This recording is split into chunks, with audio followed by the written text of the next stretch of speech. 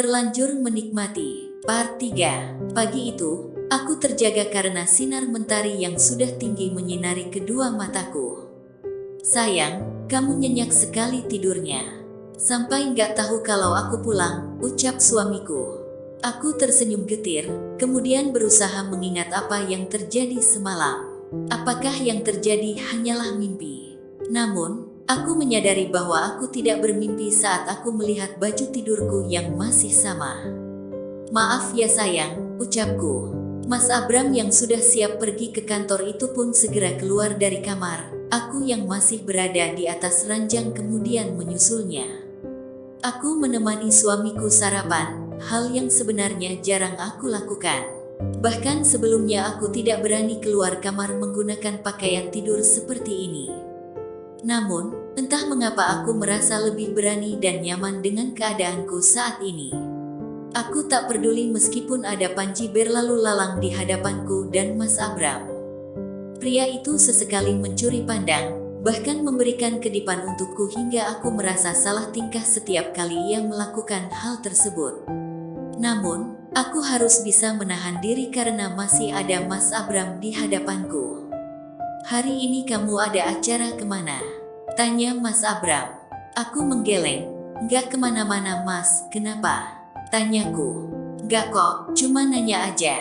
Takut kamu bosen di rumah, nanti aku minta Panji buat antar kamu ke mall atau kemana, terserah kamu, ucap suamiku.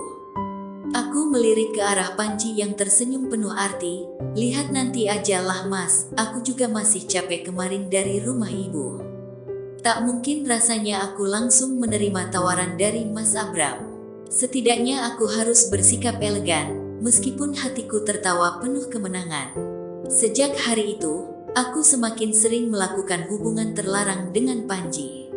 Bahkan, aku lebih menikmati semuanya di saat aku bersama dengan Panji.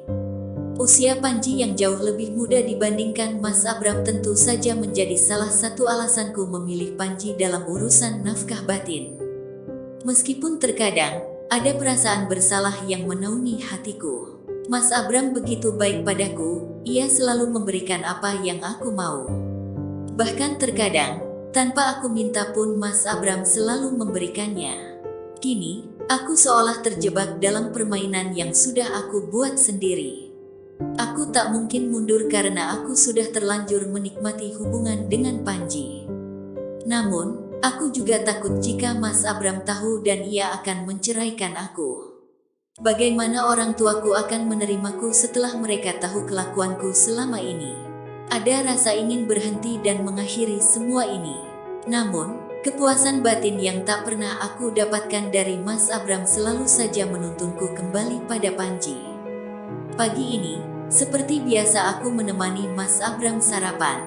Kami berbincang-bincang banyak hal, salah satunya tentang rencana liburan kami berdua ke Paris bulan depan. Panji, kamu bulan depan jadi nikah? Tanya Mas Abram pada Panji yang tiba-tiba lewat di belakang kami. Aku terkejut. Panji, mau menikah dengan siapa? Panji mau nikah? Tanyaku lirih. Iya. Oh iya, aku lupa bilang sama kamu. Kemarin Panji cerita kalau dia mau cuti buat nikah. Makanya aku ajak kamu ke Paris. Kebetulan gak ada yang kerja juga di rumah kan, jelas suamiku. Tanganku bergetar, bahkan gelas yang aku angkat pun lolos begitu saja hingga jatuh ke lantai. Sayang, kamu gak apa-apa kan? Tanya Mas Abram. Aku menggeleng lemah. Mataku melirik ke arah Panji yang seolah menghindari tatapan mataku. Sejak kapan ia memiliki kekasih, bahkan kemarin kami masih berhubungan seperti biasa. Biar saya saja yang beresin Bu, ucap Risa, pembantu baru di rumahku. Aku aja kah? Tahan Panji. Apa aku tidak salah lihat? Panji begitu perhatian pada Risa, bahkan ia juga bersikap manis di hadapan pembantu baru itu. Apakah mungkin Panji akan menikah dengan Risa? Hatiku benar-benar terbakar api cemburu. Tidak, aku tidak akan rela jika Panji harus menikahi wanita itu. Aku bahkan jauh lebih baik dari Risa. Bagaimana mungkin aku bersaing dengan seorang pembantu rumah tangga? Kita ke dokter ya, kamu kayaknya pucat banget, ucap Mas Abram. Gak usah Mas, kamu berangkat aja. Biar Risa yang antar aku ke kamar, sekalian aku mau mengenal dia lebih jauh, jawabku. Ya sudah, titip Ibu Yasa, ucap Mas Abram. Mas Abram dan Panji pun pergi meninggalkan rumah. Panji mungkin sudah bisa menebak bagaimana perasaanku saat ini. Namun, aku yakin Mas Abram bertanya-tanya tentang apa yang terjadi padaku. Bu, biar saya antar ke kamar, ucap Risa. Aku melirik ke gadis muda itu, gak usah. Saya bisa sendiri. Tugas kami di sini itu jadi pembantu ya, pembantu. Paham, sentakku. Risa terdiam. Mungkin ia bingung kenapa aku marah-marah padanya. Namun, aku tak peduli.